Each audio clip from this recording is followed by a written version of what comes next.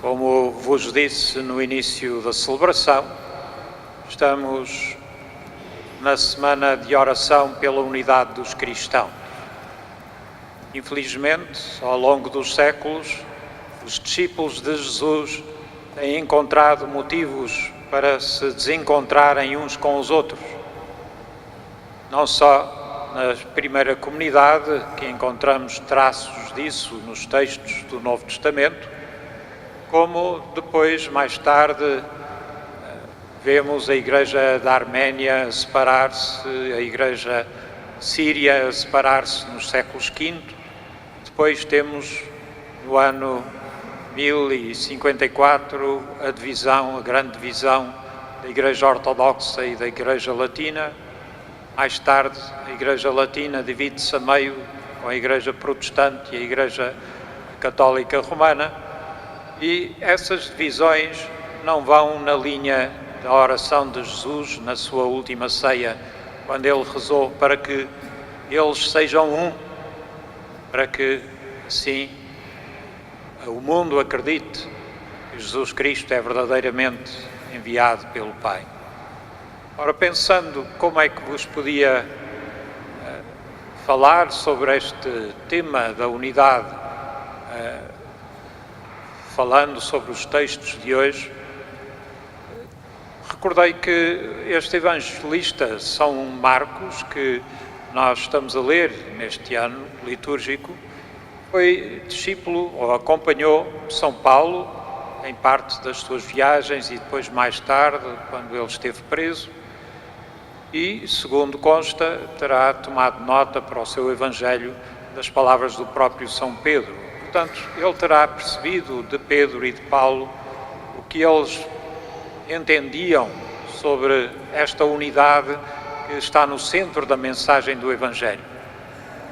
Pedro, lembramos, que foi aquele que ajudou a Igreja a superar um momento crítico, quando começaram a juntar-se aos judeus cristãos também alguns que não eram judeus, gentios, como eram chamados na altura.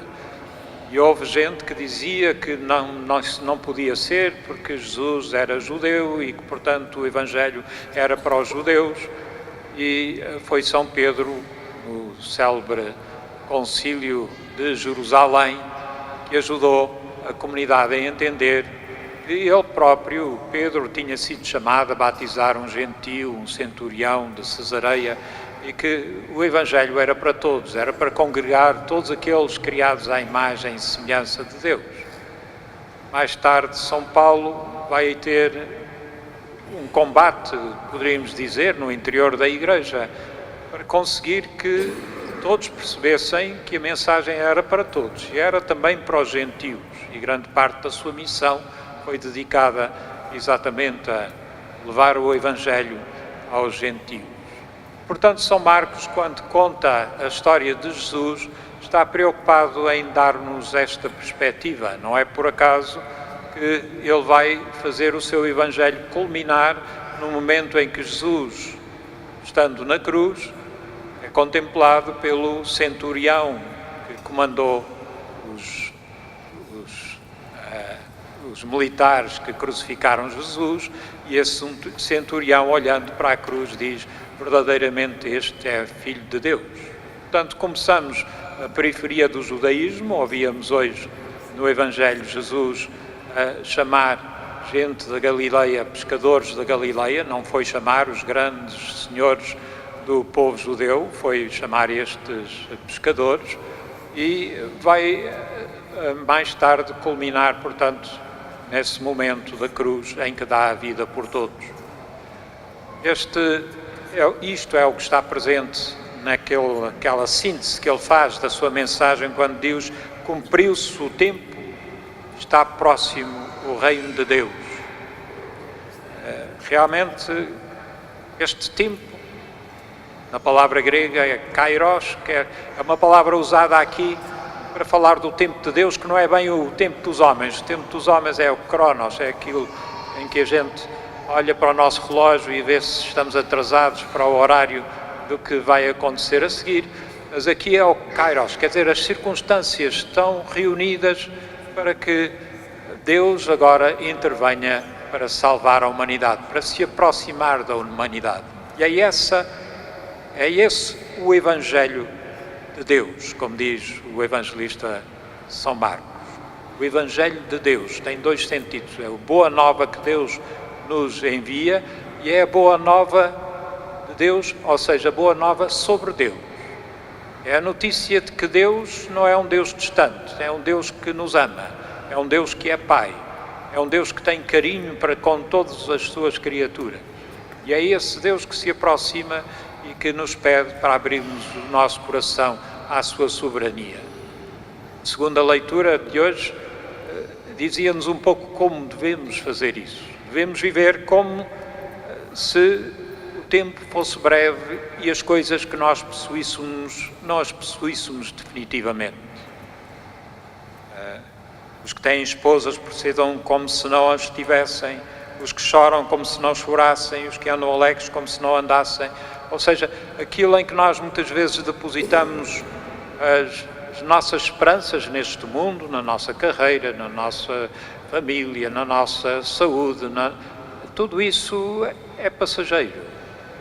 Portanto, estejamos disponíveis, como estiveram os apóstolos, para aceitar o desafio que Deus nos lança e abrir o coração à novidade e à surpresa do Evangelho, que são os outros que passam por nós, são os novos acontecimentos na nossa vida e em tudo isso somos chamados a abrir o nosso coração à presença de Deus.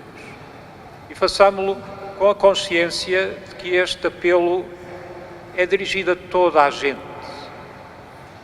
Deus criou-nos a todos, cristãos, muçulmanos, budistas, confucianos, todos nós fomos criados à sua imagem e semelhança e Ele ama a todos. Não é por acaso, na primeira leitura ouvíamos o texto do profeta Jonas. É um texto catequético para a comunidade judaica, mostrando como um profeta judeu vai anunciar a palavra de Deus aos ninivitas, que são gentios. E ainda por cima, ao contrário do que tantas vezes aconteceu com os profetas diante do povo judeu, que não foram escutados, etc., etc., no caso do profeta Jonas, quando fala aos ninivitas e pede-lhes a conversão, estes que não são judeus, que não fazem parte da tradição bíblica, olham para o seu coração, dizem realmente nós somos pecadores e mudam de vida. E é isto uma lição que a Bíblia nos dá, para pensarmos que aqueles que ficam para lá das nossas fronteiras, nós criamos tantas fronteiras para nos separarmos dos outros, e os que ficam para lá das fronteiras também são amados por Deus e que muitas vezes são justos, que procuram a verdade, que procuram o bem, procuram a justiça, procuram fazer o bem para os outros, mas que nós saibamos anunciar a todos que a esperança que está no seu coração está realizada já em Jesus Cristo. Deus aproximou-se de nós, quis ser Deus connosco, para convidar-nos para sermos uma só família, amados e reconhecendo esse amor em Deus, que nos ama a todos como filhos queridos.